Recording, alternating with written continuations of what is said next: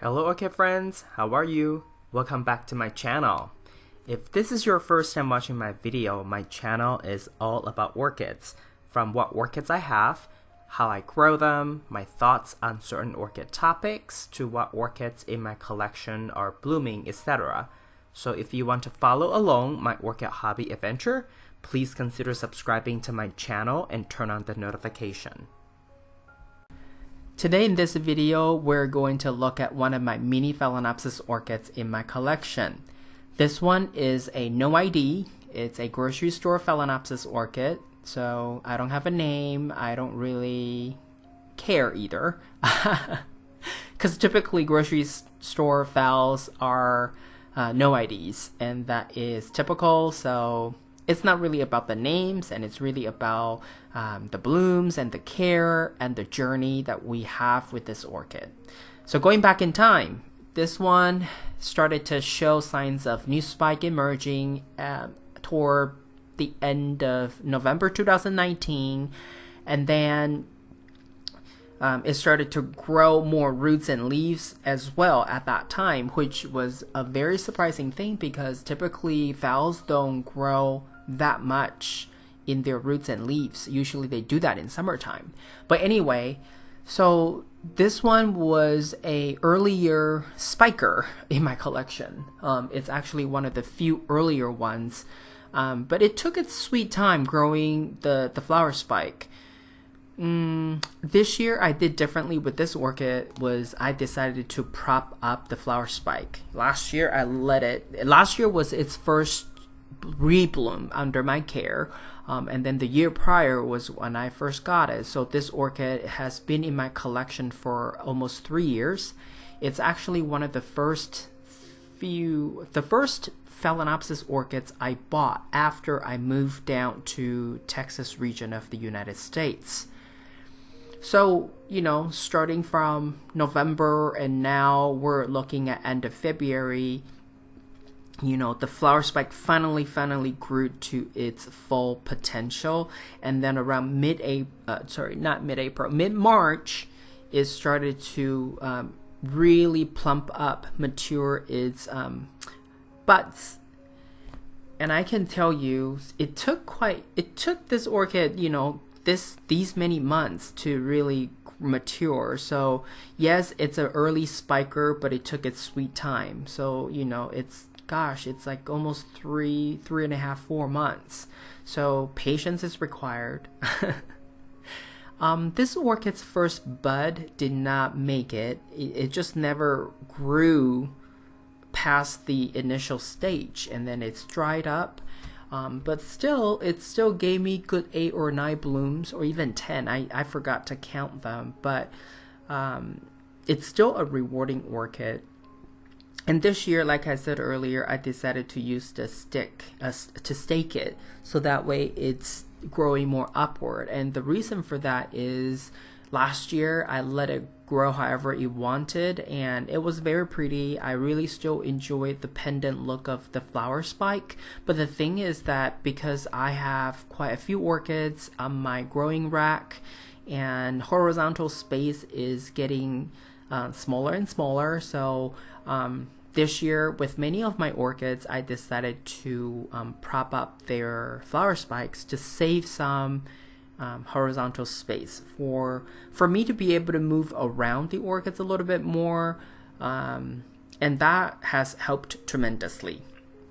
So early April, that's when this orchid bloomed out its first flower.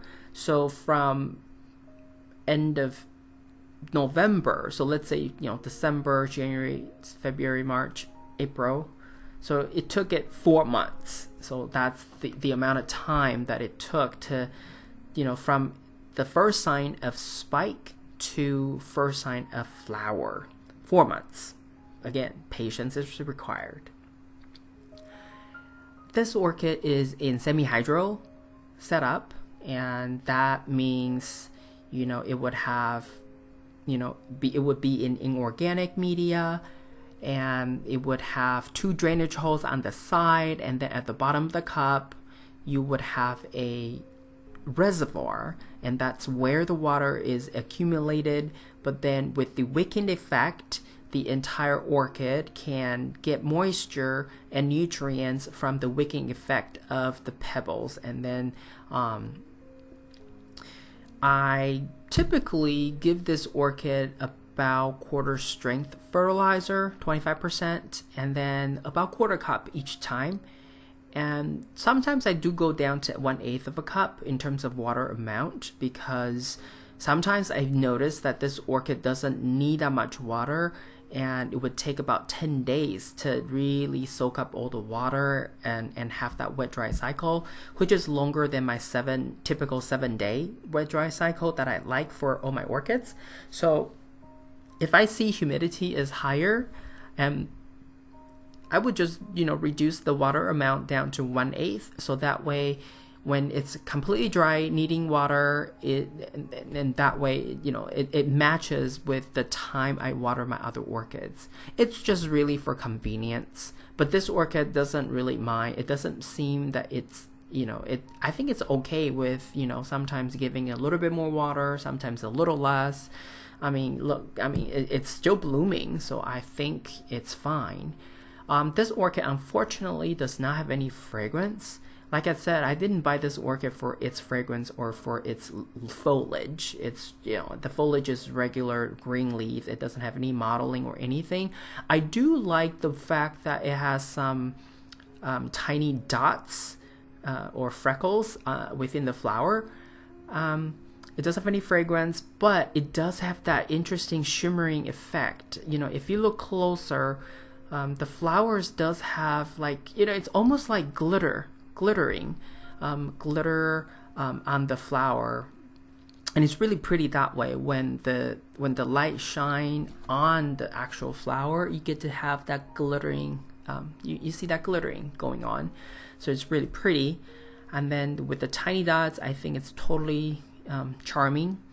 But this orchid, for some reason, it's no longer mini. And I think I should be happy about that, because with the right care, this orchid is now reaching medium size. So I guess mini Phalaenopsis orchid that you buy at the store, you can never assume that they're really truly mini and will stay mini forever. In fact, many of my mini Phalaenopsis orchid, as they age and as they get proper care, they do grow bigger leaves. So at some point, they will not be the mini size that you first get them. And that's okay, because that means if they grow bigger, slightly bigger, that means you're providing the right care and they're happy. They would never, though, grow to the medium size or large size phal, because that's just not genetically possible. But they will grow bigger than the size that you first purchased from the store, because when you see them at the store like that, it's their first flowering. And I can tell you from mass producers, mass growers, they use very controlled environment to force these young orchid plant to bloom, to put out their first bloom.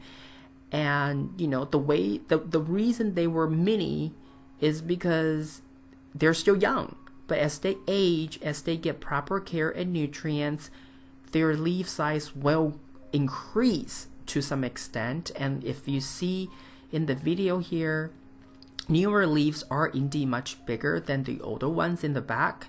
So, this orchid is no longer quote unquote mini. It's actually reaching a small/medium size. Now, this orchid, like I said, is in semi-hydro, so, it doesn't require a whole lot of special care, and there are some roots already reaching the bottom of the cup, so quarter cup of water, sometimes 1/8 of cup is just fine, and this orchid is doing okay. Yes, it's pending down, it's leaning forward, but unless I have to repot this orchid, I guess I'll just leave it alone and enjoy its bloom.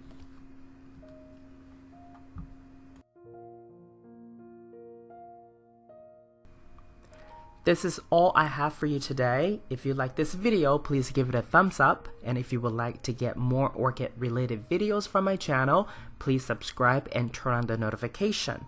I want to wish you happy growing, and I will talk to you in my next video. Ciao!